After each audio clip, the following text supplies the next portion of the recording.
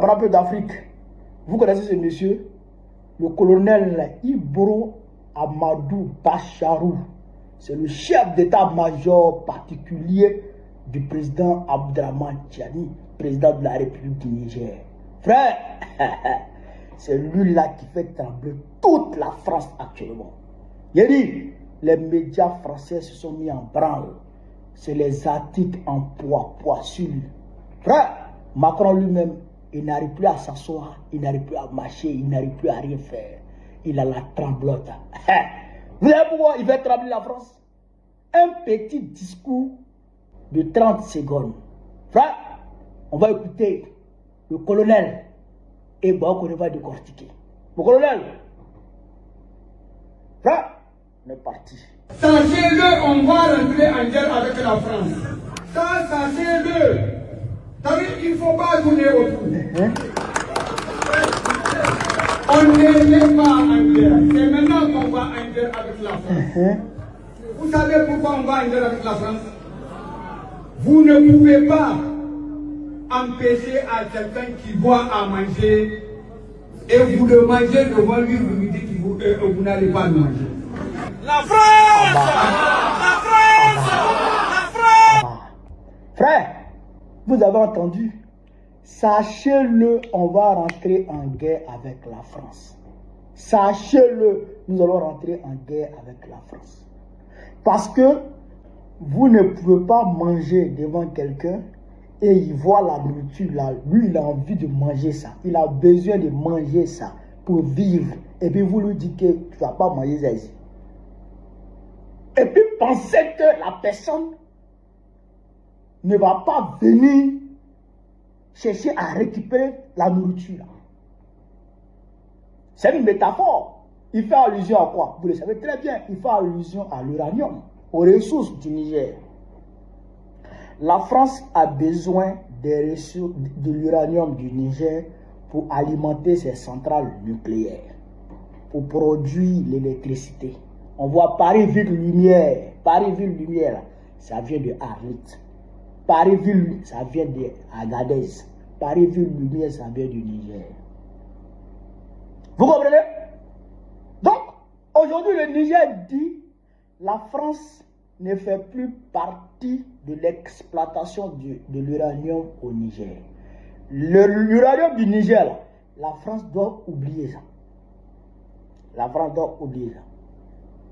Or, la France a besoin de ça pour produire de l'électricité chez elle, pour pouvoir alimenter les entreprises, pour pouvoir alimenter les foyers, pour pouvoir alimenter bien d'autres choses. Donc c'est une question existentielle pour la France. Elle a impérativement besoin de l'uranium du Niger pour vivre.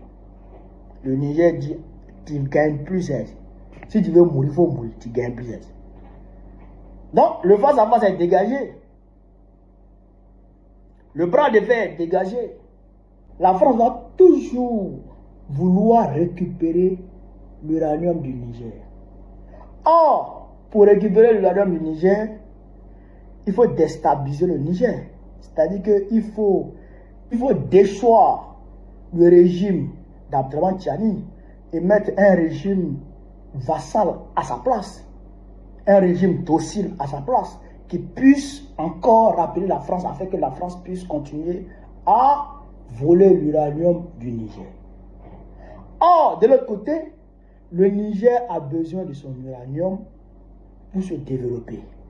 Le Niger a besoin de son uranium pour nourrir son peuple. Le Niger a besoin de son uranium pour produire de l'électricité dans son pays, pour le bien-être des citoyens. Vous comprenez? La France a besoin pour vivre, le Niger a besoin pour vivre. Donc forcément, il y aura collision. Forcément, il y aura collision. Forcément, ils vont se rentrer là-dedans. C'est ça qu'il est en train de dire ici. Il y a longtemps, ils auraient dû déclarer ça comme ça. Il y a longtemps, le régime nigérien et le régime de l'AES auraient dû dire ça comme ça. Vous comprenez ça? Il y a longtemps, ils auraient dû dire ça comme ça. Nous sommes, depuis longtemps, nous sommes en guerre avec la France. Il y a longtemps, l'AES est en guerre avec la France. Ça là, c'est une réalité. Il faut rompre, il faut briser tout tabou autour de cette question. C'est une guerre hybride, certes, mais c'est une guerre. C'est une guerre hybride, mais c'est une guerre.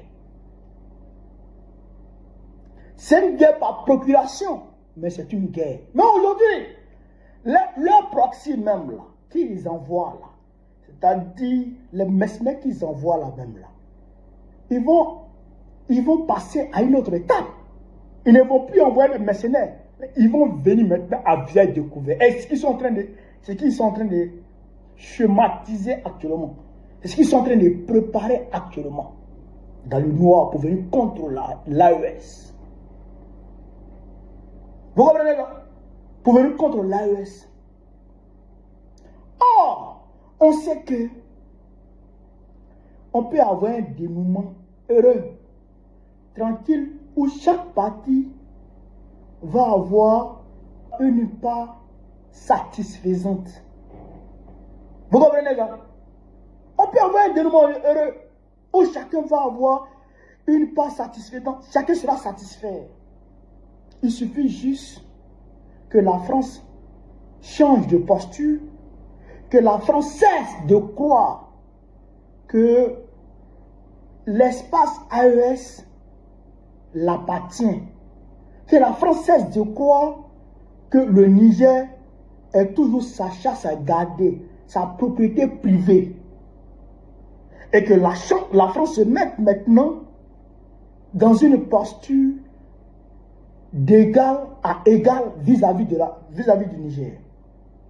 À ce moment, on rebat les cartes et puis on discute.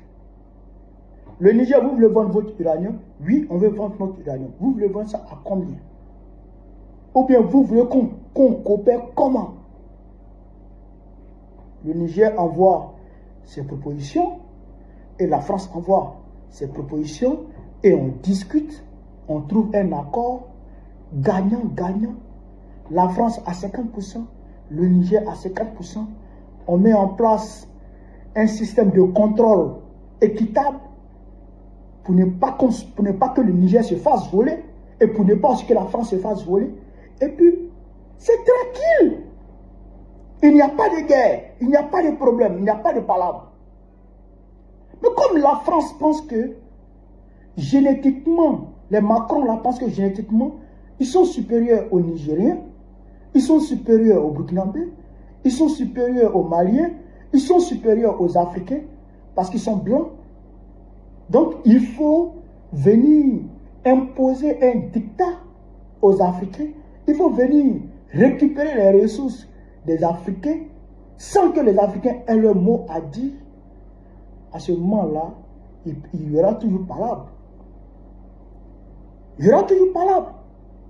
Puisque eux, là, génétiquement, ils se disent que ils sont supérieurs à nous. Génétiquement, ils se disent que ils sont nos maîtres. Mais ils ne savent pas que c'est une nouvelle génération qui est là aujourd'hui. C'est une nouvelle génération qui est décomplexée et qui ne se laisse pas marcher dessus par qui que ce soit. Qui ne se laisse marcher dessus par qui que ce soit.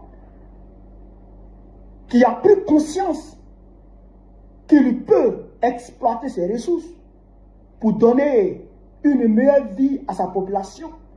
Qui a pris conscience qu'en réalité, il n'est plus question de laisser les Macron venir voler les ressources en Afrique, aller donner une vie confortable à leurs concitoyens, pendant que chez nous ici, nous vivons la misère, nous vivons la galère.